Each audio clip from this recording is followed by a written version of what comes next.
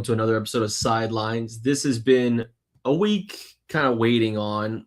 Couldn't do it the other week. Things got really hectic at work. But what I would say, though, it was not really a week to miss out on for football things, whether from college football playoffs to the NFL and the Miami Dolphins. In the Tua saga, being benched third emergency quarterback for the Miami Dolphins. Now Quinn Ewers, the rookie 7th-round draft choice from Old Texas. The only time you've ever seen me put the hook on up. Really looked like horns down Sunday against the Bengals. So we're going to talk a little about that. College football playoffs, obviously Miami getting into Aggieland and getting out with a win. Anything better than that? We'll talk about that. And also the revenge of the Cotton Bowl. We'll be talking and discussing right now.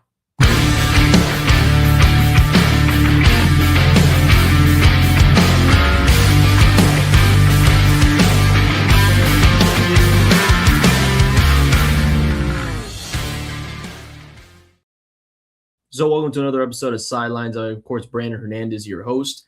And to get started with today, we got to jump into the college football playoffs. But before we even talk about Miami and Texas A&M, just a real quick rehash of what we saw over that of Friday and Saturday of last weekend. Starting off Friday, the Oklahoma Sooners and John Mateer, who looked like John Mateer the first 4 weeks, Heisman candidate, got injured on his hand, had to do surgery, came back midway of the season in the biggest Red River rivalry game against the Longhorns, got demolished in that one. Oklahoma slowly got back in the top 10 after their win on the road in Tuscaloosa against Alabama Crimson Tide. People thought it was going to be the same thing. Oklahoma was going to be the better team, the better offense. John Mateer looked to be back in shape, good receiving core.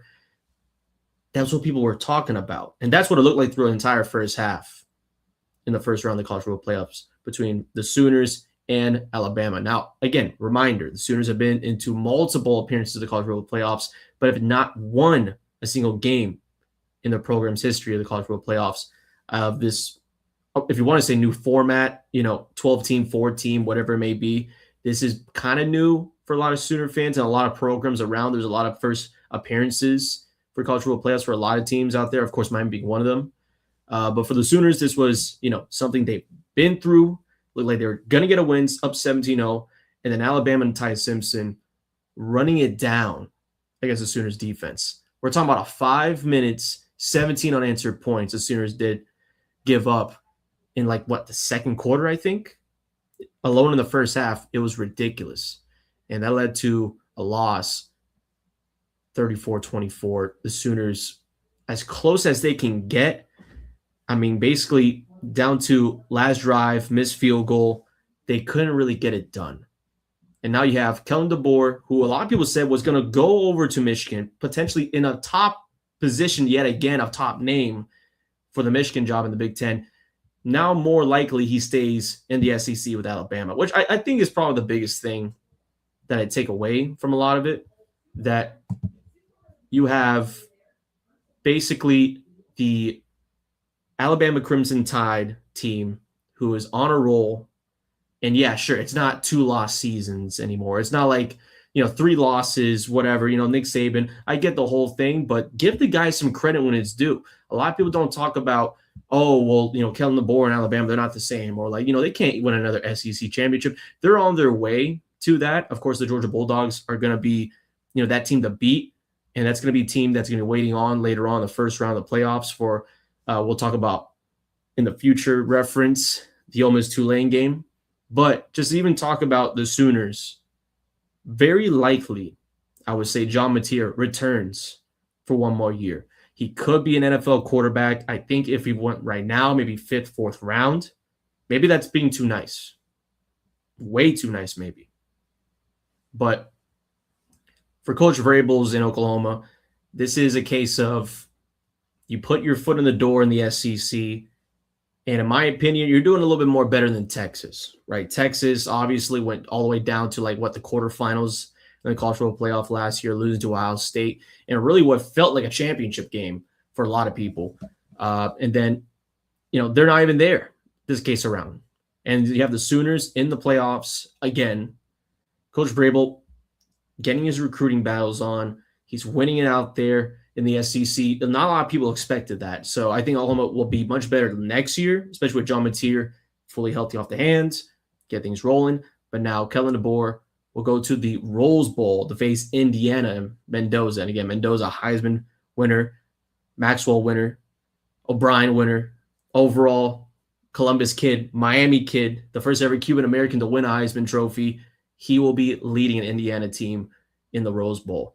And I just love the fact that the Rose Bowl, you got the helmets with a rose down the middle. Every single bowl game is trying to copy that now, which I love. There should be a specific helmet. Like, get the lids ready to go, right? Get the guys ready to go. Get them amped when they see that uniform or the Pop-Tart bowl with the sprinkles on it. That's why I feel kind of bad about Notre Dame fans, because you're missing out on that. You know what I mean? Imagine a golded Pop-Tart for sponsorship just for this bowl game. You know what I mean? For the Pop-Tart board. Now BYU's doing that, and Georgia Tech's doing that with their little gold, little white. And that's what we need in college football. A little craziness for around bowl season. Like, I know it's a little bit off topic too, but the Xbox Bowl, Arkansas State versus, I believe it was Mississippi State, if I'm not mistaken, in the first ever Xbox Bowl, Arkansas State wins it. The Red Wolves have Master Chief giving the Xbox Award, which has a literal console, like a usable console in the middle of it. And again, I'm not like more PlayStation guy, so I don't know all like the gimmicks and all that stuff at Xbox. But I see Master Chief giving it an award in Frisco, Texas.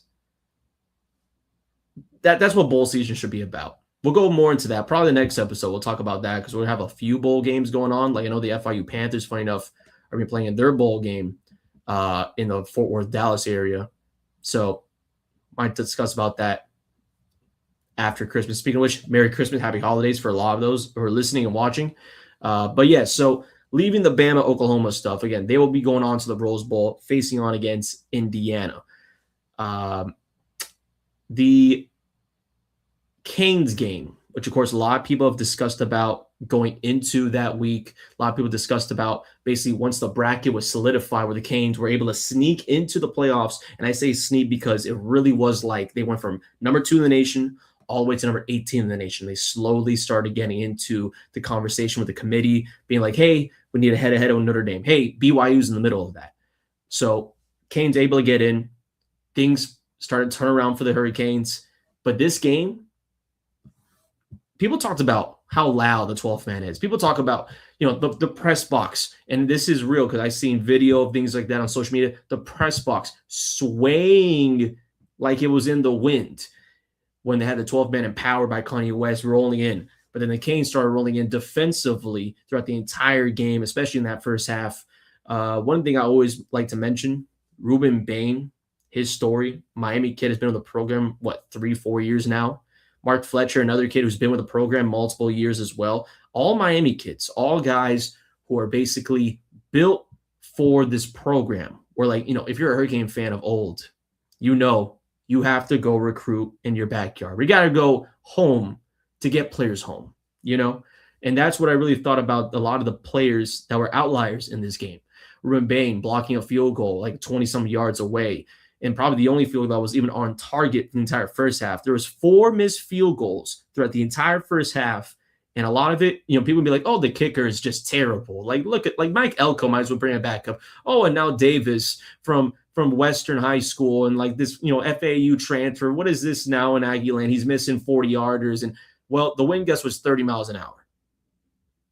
It was hard to even stand with paper in your hands. Like, if you stood still with napkins, the thing would have probably got to the second deck. That's how windy it was in College Station that day. And the first half 0-0, a lot of people looked at it and was like, well, no matter who wins this game, no one's going to go on and beat Ohio State or compete against Ohio State in the Cotton Bowl. And that's a little teaser right there, what the defense of both of these teams are, and especially for the Hurricanes. Both of these defenses had to figure out how to win the game. And at the end of the day, Hurricanes figured out. Bryce Fitzgerald, freshman, again, another kid from Columbus, another kid from South Florida, 2 interceptions in this one. One of them put the Canes in good field position. Canes able to go down the field, able to get a field goal, 3-0 through 3 quarters of play. Malachi Tony, a lot of people saying Baby Jesus fumbling in the middle of the field, something that happened, I believe, in a state title game, if I got the story right. It was a state title game. Mark Fletcher was teammates with Malachi Tony. I believe this was Central or something like that. I could be wrong about the teams. I apologize. But all you need to know is Same situation, different place, different game, higher stakes. So Tony fumbles it. The defense does their job, gets a stop. They punt it back. Canes on a drive to potentially win this game. And the one thing I mentioned, Malachi Tony was on a high school fumbling it. Mark Fletcher was on that team. Mark Fletcher, after the game, post game, that I was in Malachi's ear telling him, hey, this isn't the first time and this won't be the last time. Get us a touchdown. Malachi Tony gets the touchdown on a jet sweep, 11 yards. Canes on the other end on defense, 5 yards away. Win the game with a Bryce Fitzgerald interception in the end zone, freshman to freshman on both sides. And speaking of which, because we do have Jonka Don't Stop joining us here. Perfect timing, I have to say. So, Jonka, the Canes, obviously, I said previously, winning it. The storylines behind this, guys who are from Miami and from the ties of high school to now, Mark Fletcher, one of the biggest pieces of that one. He actually had a big run. I think it was like 50-some yards just in that position for the Malachi touchdown. I want your thoughts on this, though, man, because the team gutting it out to win it in the Hurricanes, 10-3 in Aggie Land, now going on the Cotton Bowl for Ohio State. Do you think that game makes you more confident in Miami as they move into the playoffs? Or do you think it's like there's a little concern here? There's something to worry about here. First of all, I was on my phone in the kitchen watching the show, and then I heard your take about how Miami are going to lose this game no matter what. And I had to get on the show because I'm not going to take no disrespect. I will say, though, everybody that was talking crap about Miami only scoring 10 points on Texas A&M, let me remind everybody watching that Ohio State scored only 10 points against Indiana. Mm-hmm. Just to put that out there. So don't come at Miami for only scoring 10 points. Now, I was telling this with Daniel and Blake yesterday on the show that I think if Miami is going to win this game against the Buckeyes, the defense is going to have to be on point. And I do think the corner that didn't play on Saturday, Damari Brown, I heard he's questionable, but more favorable questionable to play. Yes. If he comes back, he gives – that's another starter, by the way. That's a starter for the Canes. If he comes back, you have an extra guy who has started for multiple seasons already to put on Jeremiah Smith and Cornell Tate. Brandon Innes, I'm not threatened by you. I'm sorry. If you hear this, I'm not threatened by you. I'm only threatened by those two guys. How good we did against Carver and Casey Concepcion, I think we have a good chance of holding the offense to a low-scoring game again. Now, the only question I have with my team is the offense. Can Carson Beck have a passing game? This Ohio State passing defense is really good. Caleb Downs, Sonny Styles, Arvell Reese, those are like top 3 players that they're going to be in the draft. I'll tell you that much. Now on the flip side, though, Brandon, this is the thing. Yeah, I was telling this to Daniel, though. I think Miami has a better offensive line and defensive line than Ohio State does this year, not last year, but this year. And again, I would also say very true. Very true. We're talking about All-Americans across the O-line. The D-line has Sunday players, not Saturday players. Sunday players. And I don't know if you know, but the starting right tackle for Ohio State is out for that game against Miami. They'll be putting in 2 freshmen, if I'm correct. So that's a matchup, a really good matchup for Mesidor and Ruben Bain. They can take abuse of that.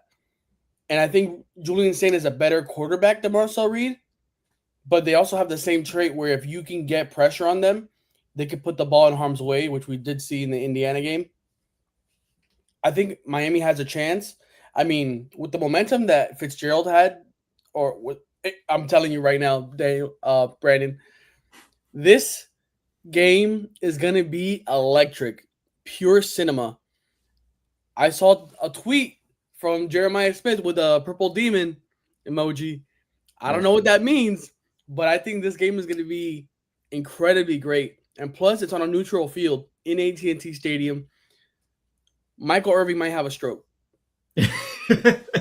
Michael Irving might be down there with Jimmy Johnson, like on all fours, you know. And also, that's another thing too, because like I don't know if it's like a main thing for the past few years with Michael Irvin, but his access to the program is insane. This man is kitchen crystal ball on the cheek, like all fours with Malachi Tony. Like, I'm worried. You know what I mean? This might be the 1990s Michael Irvin coming out. You know what I mean? Straight intensity. I love to see it though. I love to see because when after the Fitzgerald interception, where like all the players went on the field, nauseous, a little flap and all that, and then what is it? Torrey, the guy that got hurt, the play previously, he comes out with the medical staff holding him back. Mm-hmm.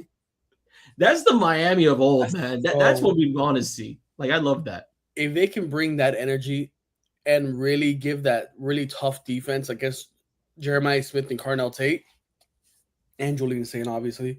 Of course. I think Miami has a shot. I don't know why people say they don't have a shot. Like, we just saw Indiana's defense beat Ohio State to 10 points. You could make an argument that Miami's defense is either just as good or better than Indiana's. Now, I won't say that our offense is not as good as Indiana's. I will say that. But we got explosive players.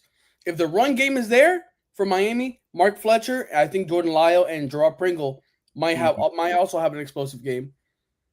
And then we got Malachi Tony. CJ Daniels didn't really do much because there was no passing game. Joshua Moore, JoJo Trader, who did play with Jeremiah Smith in Chaminade Madonna right here in Hollywood, Florida. So there's going to be a real rivalry there. I'm telling you, this is going to be cinema, bro. It's peak cinema. And again, this is for a lot of Canes fans, kind of the biggest game since their OFO Fiesta Bowl, which a lot of Canes fans remember well. Championship taken away, unfortunately, for the Hurricanes. Yeah. But again, this is a game where Ohio State 9.5 favorites. The line right there, looking at an over-under of 42.5. If you're a betting man, I don't know if I would take the over, man. This is going to be a real tricky one because the over and the reason, Jonko, I said last week about Texas A&M, I was confident about them going into this game. 11-1. Also, you had 30-plus points per game against SEC competition. The Hurricanes just put them to 3. A 30-point average team. I can't imagine what the defense does against Ohio State with, a young sophomore quarterback, a very young receiving corps, as talented as they are, but dealing with some injuries on their own. Like Jeremiah Smith missed a lot of games. Tate missed a few games. I think it was Jeremiah Smith was a thigh, and then something. And then Carnell Tate was something with his hip, I think. Yes. So lower body stuff. And again, if they get wrapped up wrong, and I hate to say it because I love to see this whole game happen, healthy as can be, there could be injuries with how physical this team is. I have a hypothetical for you because you know me. You know I love the hypotheticals. If Miami were to pull it off, right? You know me, I would go crazy.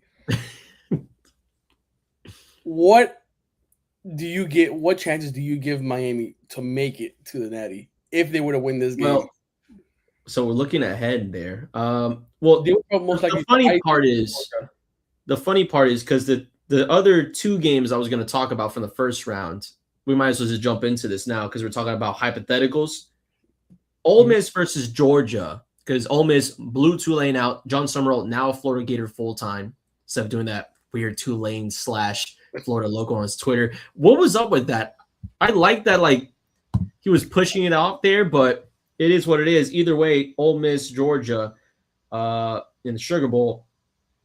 I like Georgia winning that one. Georgia against the Canes. That's a 50. I like to say a toss-up because I don't think Stockton is a all-time quarterback. I said the same thing yesterday. Not even this playoff field. Like, I like Nate Moore. Like, I like Ty Simpson. I like Mendoza. I like Carson Beck. And I like saying a lot of guys over him. You know what I mean? Mm-hmm. So, offensively, I think it's going to be more of a toss-up. Defensively, though, this is going to be a real matchup. Like, if you saw that Texas A&M game and said, like, where's the offense? Well, guess what, buddy? You're about to see a whole lot of defense again. If that was the case, if the Canes would go against Georgia, it's not crazy to say they wouldn't be able to win that game in the Fiesta Bowl. It's not crazy to say the Canes can move on to the national championship in Miami.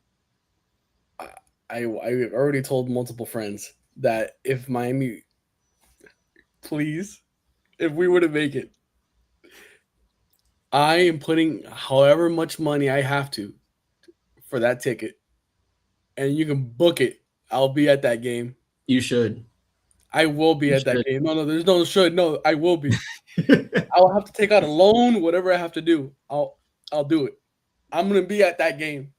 When is the next time Miami's gonna play in Miami for the Natty?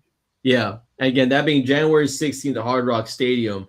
So the Canes could make it on that side of the bracket, but I do want to talk about the other side of the bracket. SMU, Oregon blowing James Madison out of the water. And actually, I want your take on this because this has been a big conversation with the ACC championship being the Duke Blue Devils. You had two group of 4 teams being the top conference winners in this bracket. A lot of people now discussing about, well, why not just get the top 12 teams? Why not, for the playoffs, why even include, like, why is there a guarantee clincher for these group of 4 or whatever teams? Look, if 11-1 JMU, or there's going to be, out of 100 times, there might be like 20 upsets for the little guy in the first round playoff scenario. Okay. We've seen it many times in college football. It's one of the best reasons to watch college football because you never know what can happen any Saturday. But now people are like, well, should we change it? So, John, I want your opinion on this. Obviously, Oregon was going to win that one, most likely. Mm-hmm. But should we punish group of 4 teams and be like, you guys should probably never make the playoffs? I'm more of, I think the group of 5 teams should have their own playoff. I don't think, because I think the committee's already established that the college football playoff is about money, viewership, and entertainment. I think we can all establish that. I don't know what value of entertainment you're giving for Tulane and JMU in the college football playoff when you left out Notre Dame, Vanderbilt, Texas, BYU. Like, I feel like I agree with Daniel yesterday that Notre Dame would have been a great matchup. Texas would have been nice with Arch Manning there. That's viewership. Vanderbilt with Diego Pavia and how he handled the Heisman situation. I don't know why. I just think it's just another bye week. You're giving a team a bye week that didn't get a bye week. Yeah. Why should Miami have to play Texas A&M?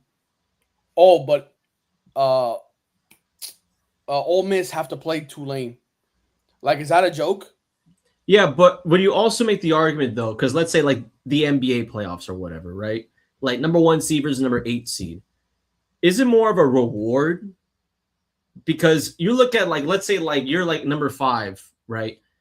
And you're like, man, I didn't get the first round bye, and now I have to go against, like, let's say in this hypothetical BYU or something. You know what I mean? Mm-hmm. Competitive team, obviously a playoff contention team that was on the brink.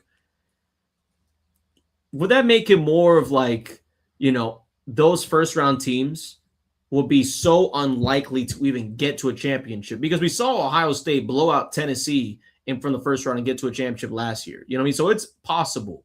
But now you have a scenario of, there's one side of the bracket that straight up can't go without like missing a step. And the other side is like, okay, easy matchup first round.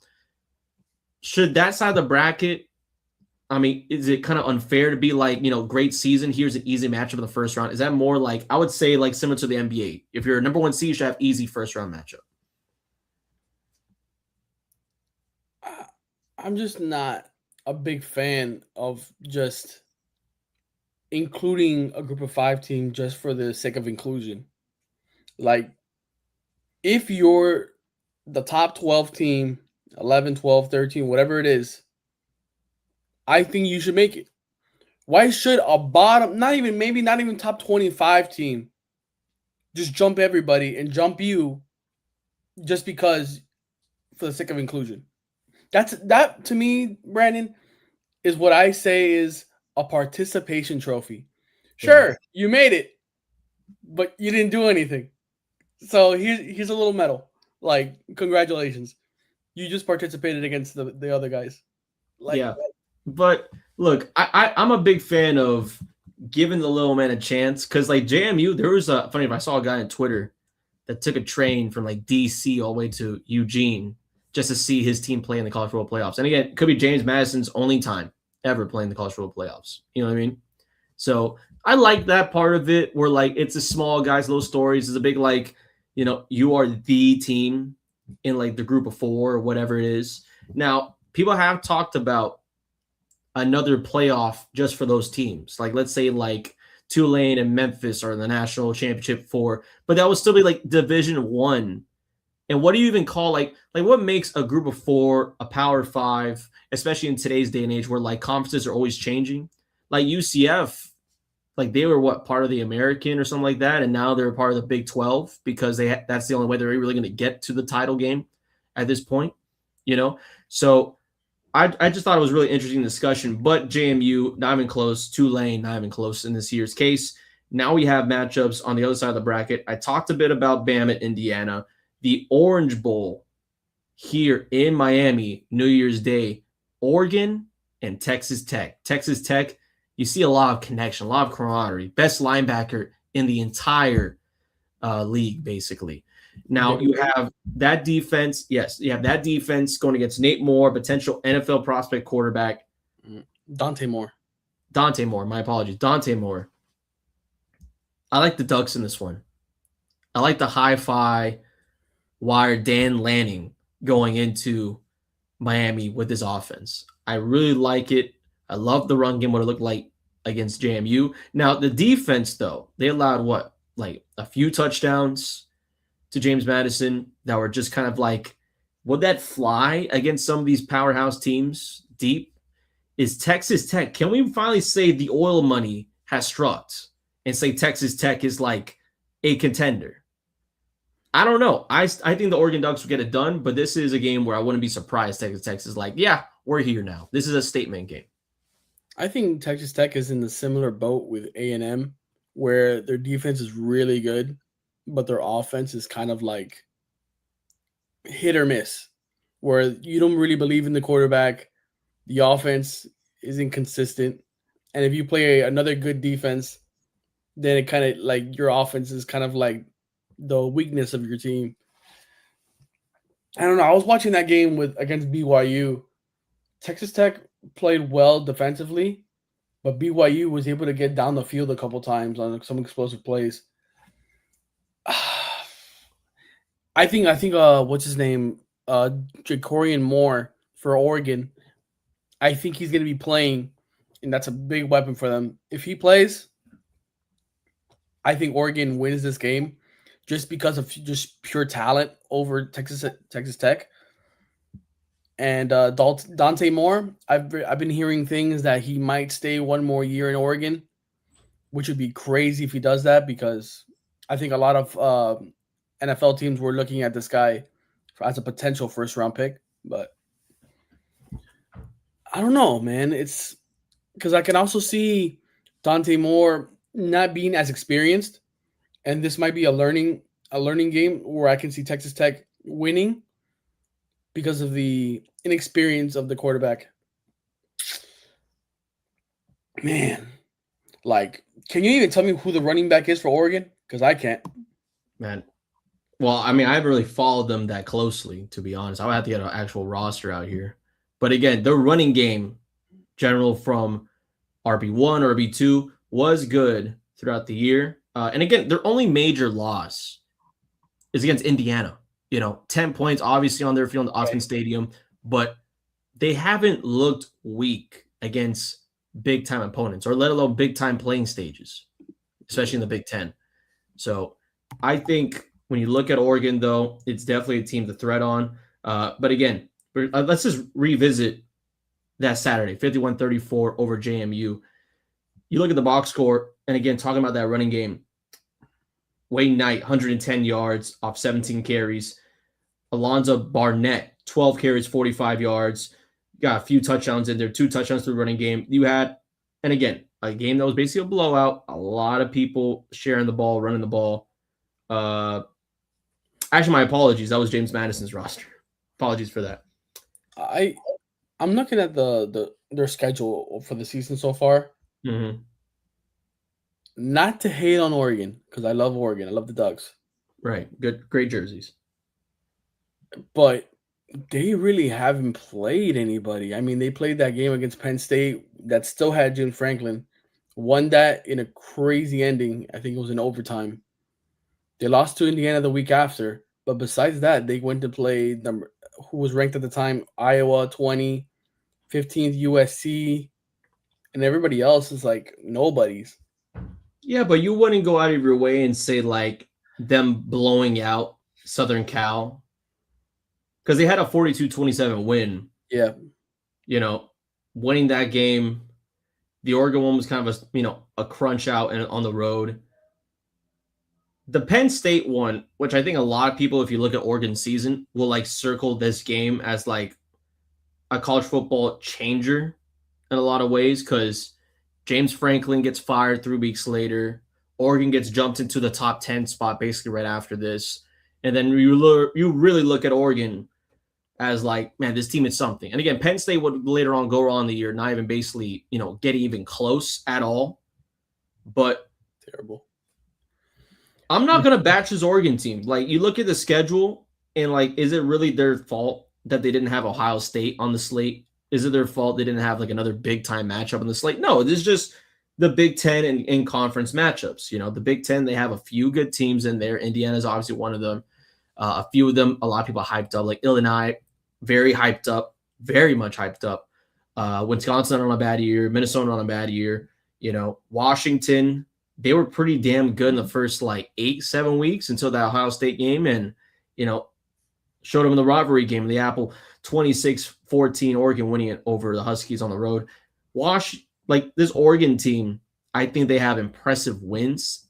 May not be against the top guys, may not be a top 10, whatever, but it's impressive to blow out Southern Cal, a top 15 team in the nation. It's impressive to be able to go out there in a whiteout and beat Penn State on the road as they did. It's impressive to blow out majority of your rivals on the schedule. Also, go out of your way and say there is 1, 2, as I count down, 3, 4, 5, 6, 7, 8, 9 times throughout the season you've scored 40 to 30 more points in a game.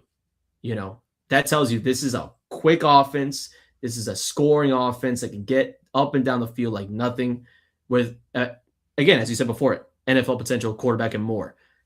That's something to look at for Texas Tech. That's a real threat. I think this is one of the best offenses Texas Tech have gone against all year for this team. In the case that Oregon does win this game, and let's say, foreshadowing, probably Indiana beats Alabama, they would have to go and play Indiana again in probably what is going to be a neutral site. Oregon played Indiana at Oregon at home and lost 30-20. That's another top defense that they're going to have to go against. I just don't know. I don't think the Oregon Ducks have been tested enough. If I'm going to be truly honest, I don't think they've been tested enough. And that's why this game scares me for them. Because a defense can catch you off guard at any moment. If you don't have the perfect game, like we just saw with Alabama and Oklahoma, if you make one error on a pass, it's going to be a 50-yard pick six. And that flipped the momentum for Alabama, and they never look back. What the? Yeah. Yeah, I know that's always happening to me. I don't know. It's always me. But I don't know, man. I just don't know. It's just that Texas Tech defense and David Bailey are really good, and they can get to the quarterback. I don't know how good the O-line is for Oregon. I'm pretty sure they're decent. I just don't know if they have that like winning mentality when it comes to like the playoff. Like, what is their toughness? Like, what is their motto? I don't understand. Like, we know Mario Cristal's motto is winning the trenches. What is Dan Lanning's? Like, I don't know. Yeah. I mean, basically Ducks versus them type of thing. You know what I mean? Like maybe they're more like, like a Nike, let's look nice, flashy offense. I think this team is based on the offense. And for, Texas linebacker, all guy, Jacob Rodriguez, Oh, he's good too. he is going to like be able to crunch on that run game. Which again, I apologize because I put down the James Madison people when I was talking about the stats and everything like that from the James Madison Oregon game. The run game, again, that was doing pretty damn good. Jordan Davidson, 90 yards. Daria Hill Jr., 76 with a touchdown. Dante Moore even had a rushing touchdown in that game. Like, they got guys. Like, they really do have guys, receiving wise. Malik Benson, one of the more bigger leaders, number 4 on that Oregon team, 2 touchdowns, 119 yards. Jeremiah McClellan, 83 with a touchdown. Like, the offensive pieces they have, and especially if you look back a few, like maybe like 1 or 2 years, like the wide receiver, quarterback that go from Oregon to NFL, there's a great line of that. Like Tez Johnson could be an example. Like Marcus Mariota, obviously an example of that one. Justin Herbert, who is now a Pro Bowler, which of course we'll talk about at the end of the show. Like the Oregon offense, I'm just saying, like, does Texas Tech hold them, a team that has scored 30 to 40 plus multiple times throughout the year? Would they be held down? I'm not too positive if Texas Tech can do that. Like they beat out teams like BYU by plenty, but I don't think Oregon's any bit close to a BYU style offense. I think that Oregon would have a much more difficult offense to contain. I like the Ducks in that matchup, if that was. Yeah, I that's who I'm gonna pick. I'm picking Oregon. But the only reason I say this is because I just think Oregon's defense can hold Texas Tech's offense and not the other way around. So just for that simple fact, I just think Oregon's going to win that game just because of the lack of offense for that team, for the Red Raiders, unfortunately. It was a good run. Great run. Great run. A lot of oil money spilled for that. So I think they're going to be in that transfer portal for a quarterback, and if they can get one, man, look out for the Red Raiders, bro. Yeah, I know. And again, transfer portal, a lot of things going down already with that. Already. Lagway. Yeah, that'll be another conversation. But again, playoffs going on New Year's Eve, New Year's Day. So make sure the calendar is changed and your TV channels are stay put on ESPN for that one. I want to talk about Pro Bowl here. We just got an announcement. Pro Bowls down for the AFC, NFC. I want to stick with the AFC side, though, the Miami Dolphins side. So I want to go through the list up and down, and this will be real quick because I know you're going to have a lot to say about the guy that I'm about to mention here. AFC starters in the Pro Bowl for quarterback: Josh Allen, Justin Herbert, and Drake May, a potential MVP candidate, basically, and New England Patriot as a starter. Wide receivers: Jamar Chase, Nico Collins, Zay Flowers, Cortland Sutton. Zay Flowers? Yes, Zay Flowers. Okay. Stop the cap. Unfortunately, this is not cap. And it's going to get even worse. Way worse. Trust me when I say this. What the? So, keep on going down here. In the fullback, Patrick Ricard, also Alec Ingold's an alternative for this one. Okay. Brock Bowers, a tight end. Travis Kelce, tight end. Deion Dawkins, tackle from the Bills. Garrett Bowles, Joel Alt, guard. Quinn Ramirez, might be butchering that name. I apologize, from the Broncos. Quentin Nelson from the Colts. Trey Smith, guard, Chiefs. Creed Humphrey. And then at center, which a lot of people talked about Aaron Brewer even be considered about this. Aaron Brewer didn't get close. Not a starter, nor an alternate. Aaron Brewer for the Miami Dolphins center Pro Bowl. But Tyler Linderbaum from the Ravens at center. And then last but not least, the running back group. Jonathan Taylor, followed by James Cook, Miami native. Okay. And then Devon Achane. I can respect that. A Pro Bowler, first time ever for the Miami Dolphins. Like the brightest sign from the whole season of mishaps. So Devon Achane gets his first ever appearance in a Pro Bowl game later on this year. Jonka, I want your thoughts here because again, this is just the offensive side of the AFC. Drake May obviously is the quarterback starting. Achane finally gets in there. What's your thoughts? I mean, shout out to my boy Drake. Drake May. You know, that's my guy right there. He just came off this Sunday night against the Ravens with his first ever 300-yard game in his career in the 2 seasons he's been in. And it was 380, so he almost had a 400-yard game. And when he needed to win that game the most, he did it in comeback fashion. I think he should be leading for MVP, but Matthew Stafford is right there. Mm-hmm. Devon Achane, I think he's the best player on your team by far. Easily. Yep. And I was asking Blake this yesterday, Brandon, and it was a conversation starter, but I think it's a real question that needs to be asked because let's say if your ownership or your manager staff, new general manager, whatever it is, right? You go and you look at the energy that's coming off of Devon Achane right now, right? And let's say you continue to build the team, whatever, and the team continues to still not really produce anything and you continue to lose, right? Just speculation.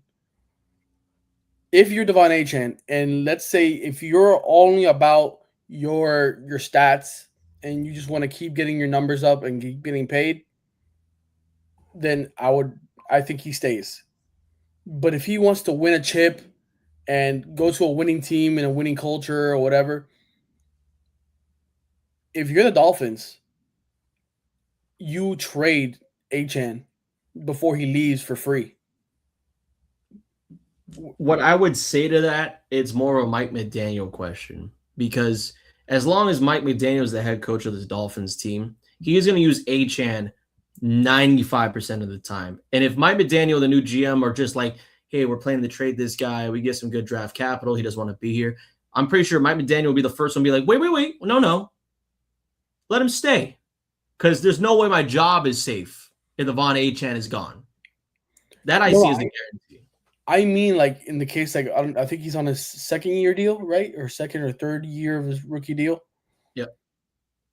Once his contract is almost up, that last year of his contract, and let's say the rumors are going around that he's probably going to leave or maybe test the market before he officially becomes a free agent, and you're getting the feeling where you think he's going to leave. I think the Dolphins should trade him before he walks away for free and not get any capital for him. But as a running back in the NFL, because this was the exact same thing we had a conversation about Saquon Barkley. Barkley willing to go back to the Giants if he got paid the right amount. And the Giants weren't willing to do that, and they traded him to a contender where he won on a division rival team. I see this as the exact same scenario. Devon Achane, I feel like he's on a team that he's winning a lot. He's in Miami. He's a franchise cornerstone player at this moment. I don't know about winning a lot. Well, I'll put it like this. He's getting reps a lot. Let's put it like that. Okay. And, you pay Raheem Mostert all this money, you pay Tua all this money. And I get you don't have a lot to, wiggle around. But what would be the excuse to not pay Achane a lot of this money, Tua. So, and again, that depends because before anybody would move on from Achane, you would have to see how the Dolphins move on from, let's say, Tua, or let's say move on hypothetically from Tyreek Hill and all these different numbers. I see it as the same position. I don't see Achane being like, I want to contend right now. Send me the X amount of team. Send me the Y team. Like, and in today's NFL, how many true contenders can we say are out there legitimately? Like, everyone saw the Baltimore Ravens were like the team. People said the Bills were the team. That's no longer. The Chiefs are not even in a playoff spot right now. They're bound to move to Kansas basically in the next decade. Like, NFL changes within a snap, Anything can happen. The Dolphins was a contender 2 years ago. So I just don't see that in today's NFL, Now, if he was like so much older, like let's say this man was like in his 30s or bound to make his 30s, I can say that because we're looking at a guy that's like he needs a win right now. Devon has plenty of years. Get your money right. Figure it out. In Miami, trust me, with Mike McDaniels as the offensive play caller, we'll go out of their way to keep him in any way possible, money wise, whatever it is. I'm looking right here at his contract. Next year will be his final year of the contract. He'll be making 1.7 million, and his dead cap would be 230,000. Um, in 2027, so the season after next season, he'll be an unrestricted free agent. He'll be 26 at that point. Yes. His next contract would probably end by the time he hits 30. That's when he That's would go. prime. Yeah. Prime at 30? No. I mean, like that. Those 4 years is going to be his prime. Yes. Does he want to spend his prime on the Dolphins and probably not win a chip?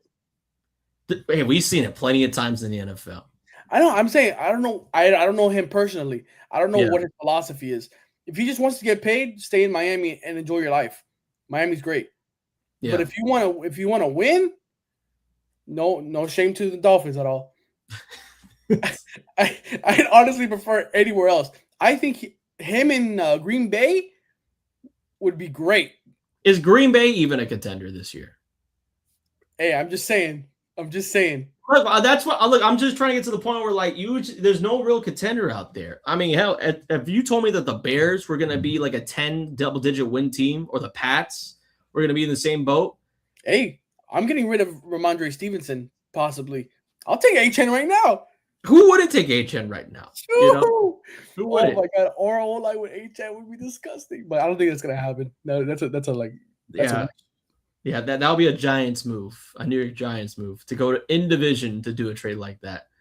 But yeah, I'm telling you though, for Devon, congrats on the Pro Bowl. Hopefully more as a Dolphin.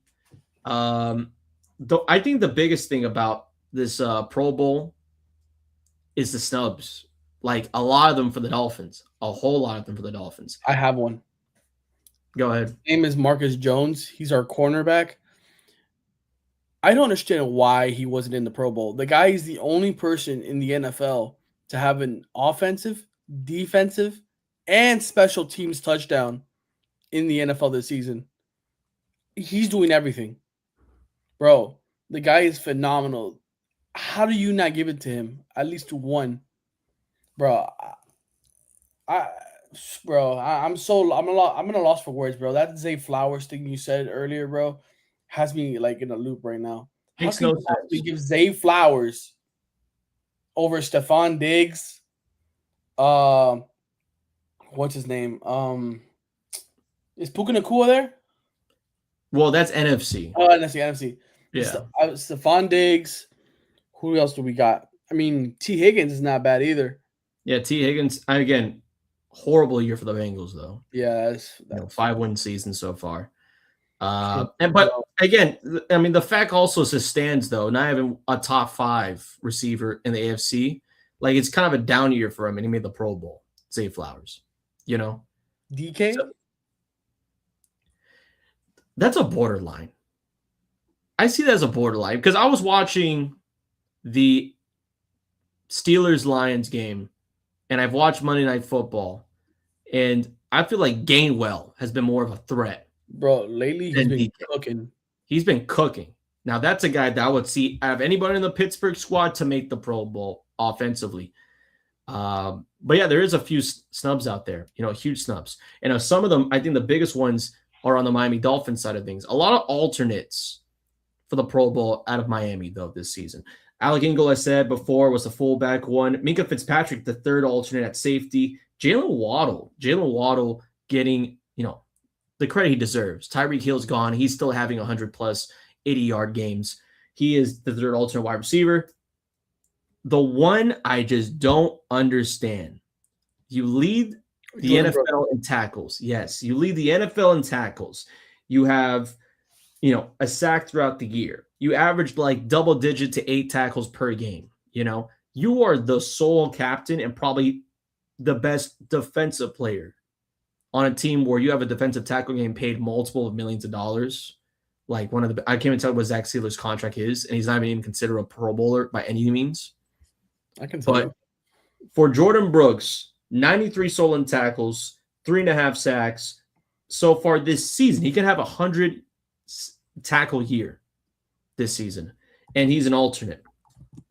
The guys that are in his place right now at linebacker on the defensive side, as I look into the names, and great inside linebacker Brooks is. Some of these guys are outside linebackers, but the inside linebacker, Azeez Al-Shahir from the Texans, Raekwon Smith, who's decent, and the guy from the Chargers, I apologize, I'm going to butcher the hell out of this name, Tuli Tupulotu.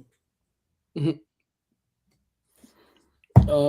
even pure inside linebackers. And their stats, some of them don't even have more than 50 tackles this season.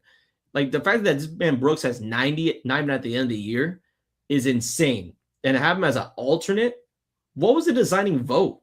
I mean, I get it's fan vote half of the time, but like when Zaza Pachulia was nearly an NBA starter in the All-Star game because of fan vote, the NBA was still like, we're not doing that. Roger Goodell didn't step in. You know, like, man, Brooks, how the hell is Brooks not a starting? Like, why do people not watching that? You know, it's insane to me. It's insanity. I'm having it right here. Is it for Zach Sealer? He has a potential out in 2027 for a 2-year, $33 million.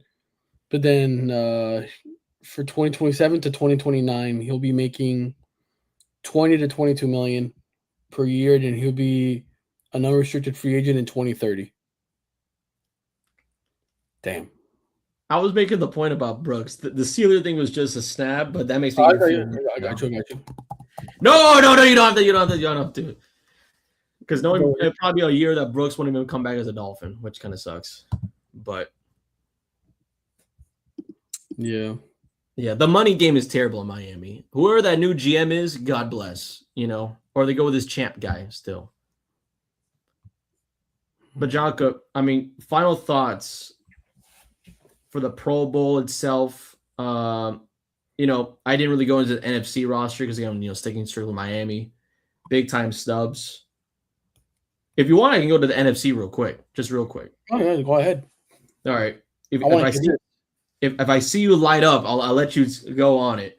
But at quarterback for the NFC, Matthew Stafford, Dak Prescott, Sam Darnold. I don't think there's a lot of people discussing, negative about that. Wide receiver, Puka, George Pickens, which I love, and Jackson Smith, Najabi or Najaba, or whatever. Najibba. Jackson Smith. Followed by Amon-Ra St. Brown. Okay. Jahmyr Gibbs at running back. I thought that was kind of like a 50-50. He's been having a few bad games. Just a few. That's because Dan Campbell doesn't know to sit down Montgomery when you have to, bro. The guy, I don't know why they split carries. I don't know why they do that. Yeah, the Sonic and whatever thing is getting too old for me.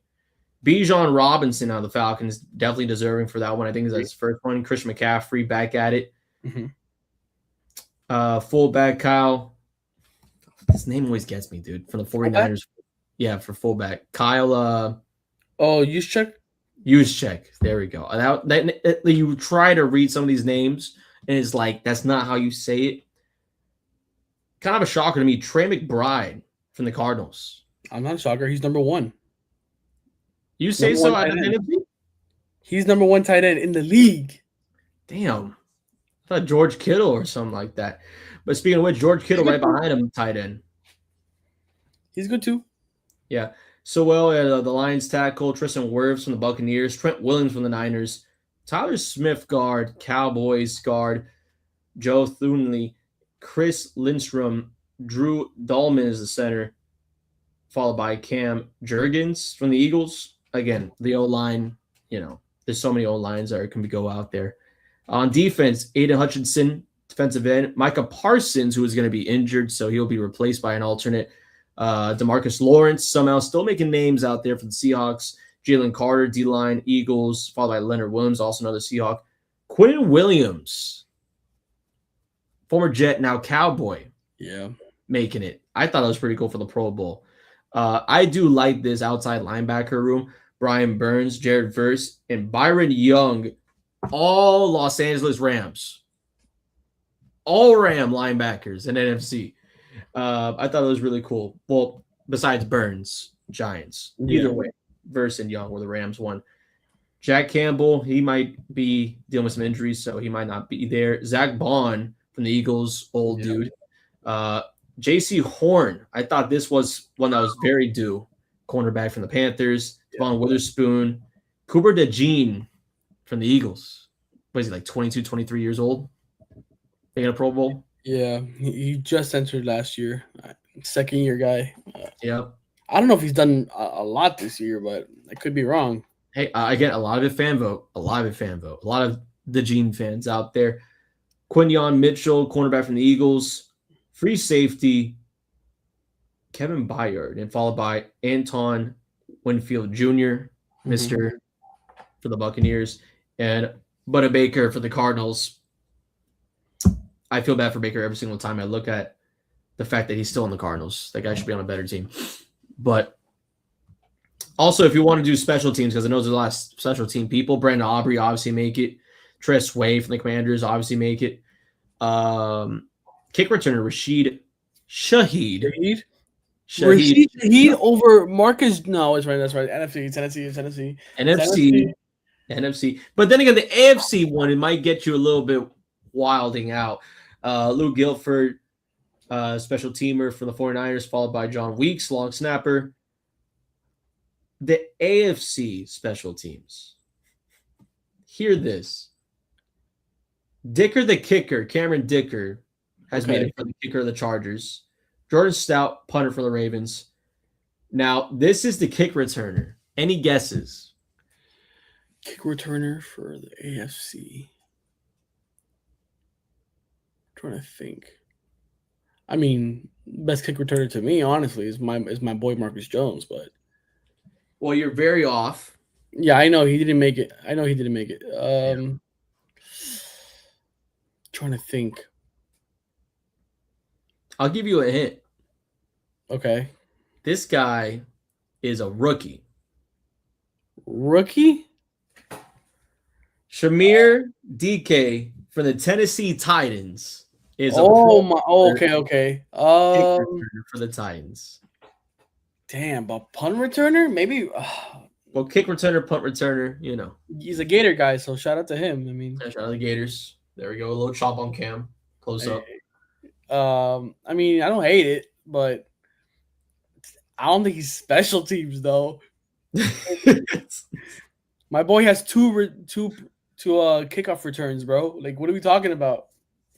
Yeah, but again, congrats to him, Ben Skowronek, special teamer from the Steelers, by Ross Matisic, long snapper for the Jaguars. So that's all the special team guys and overall guys, NFC, AFC for the Pro Bowl. That will be after the main bulk of the playoffs going the week before the Super Bowl. So it'll be a long time till we see these guys. Hopefully Jordan Brooks finds a way as starting, because he should be the starter in that. But that is going to do it for Sidelines this week. I want to thank you guys again for joining in. And we try to do this every single Tuesday. We're scheduled a little bit weird, so this might be at noon. This might be kind of late. But I'll see you guys on the next one. Stay safe out there. Support the troops.